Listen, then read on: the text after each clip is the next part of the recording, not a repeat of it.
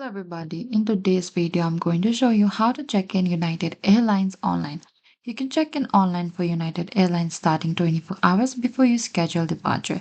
Firstly, open any of the web browser and in the top there is address bar, type down United Airlines online and enter it.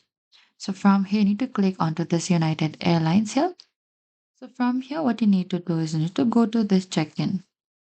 And under the check-in here, you need to simply type down your confirmation or your ticket number. Over here, type down your last name as well.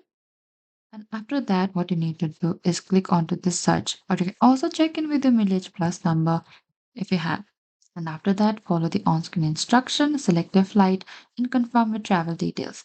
You can also choose or change your seat if available and add checked bags if needed. And that is it. That is how you can check in United Airline online. Thank you for watching this video. I hope this video was helpful.